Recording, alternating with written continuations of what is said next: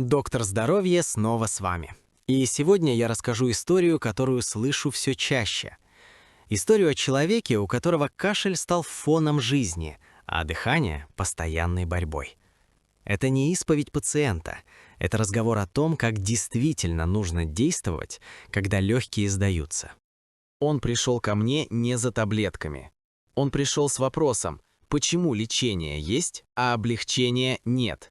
И именно в этот момент я понял, проблема не в бронхите, проблема в подходе, который годами игнорируют. Кашель — это не враг, это сигнал. Но большинство людей воюют с сигналом, а не с причиной. Глушит симптом, не восстанавливая дыхание, слизистую, кровообращение в легких. Когда бронхи воспалены, они становятся сухими и слабыми.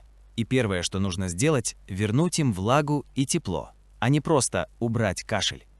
Об этом знали еще наши деды, и это первый ключ. Один из самых старых и недооцененных способов – теплое молоко с медом и щепоткой соды. Не горячее, не холодное, теплое. Оно смягчает бронхи и снижает спазм, помогая дыханию восстановиться естественно. Но есть правило, о котором почти не говорят. Легкие нельзя лечить в сухом воздухе. Если воздух сухой, никакие лекарства не помогут. Влажность в комнате должна быть не ниже 50-60%. Это не совет, это основа. Следующий шаг – прогревание, но не агрессивное. Не горчичники до ожога, а мягкое тепло. Например, компресс из отварного картофеля, размятого с каплей растительного масла через ткань на грудь. Есть и травы, которые работают глубже, чем кажется. Чебрец, мать и мачеха, липовый цвет – это не просто чаек. Это растения, которые разжижают мокроту и улучшают вентиляцию легких. Но вот о чем почти не предупреждают. Пить такие отвары нужно курсами, не один день. Минимум 5-7 дней. И обязательно теплыми. Холодный травяной чай – ошибка. Самая частая причина слабых легких – поверхностное дыхание. Люди годами дышат грудью, забывая о диафрагме.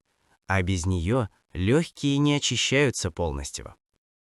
Простое упражнение. Медленный вдох через нос на 4 счета, пауза 2 секунды, длинный выдох через рот на 6-8 счетов. Это не гимнастика, это возвращение легких к жизни.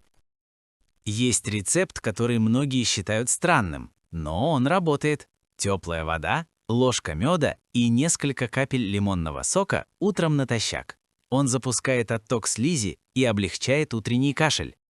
Важно понять, бронхит – это не только инфекция, это усталость тканей. И пока человек продолжает пить холодное, выходить на холодный воздух с открытым горлом и дышать ртом, лечения не будет. Народная медицина всегда говорила: береги тепло груди и спины, даже дома, даже ночью. Переохлаждение – главный враг восстановления. Многие удивляются, но питание тоже влияет на кашель. Сахар усиливает воспаление, а теплые бульоны, особенно куриный, уменьшают вязкость мокроты.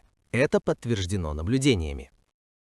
И вот момент, который обычно вызывает споры. Не всякий кашель нужно останавливать сразу. Иногда его нужно сделать продуктивным, чтобы легкие очистились. Когда человек начинает понимать это, кашель перестает пугать. Он становится процессом восстановления, а не наказанием. Я видел, как при правильном подходе дыхание становилось глубже уже через несколько дней. Без чудес, без магии, только логика, тепло, влага и терпение. Именно об этом не говорят вслух. Легкие любят простоту, а не перегрузку препаратами.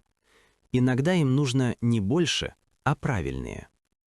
Если вы досмотрели до этого момента, значит, тема действительно важна. Спасибо, что были со мной. Поставьте лайк, напишите в комментариях, сталкивались ли вы с затяжным кашлем, и обязательно подпишитесь на канал Доктор Здоровья. Здесь мы говорим о том, что действительно помогает.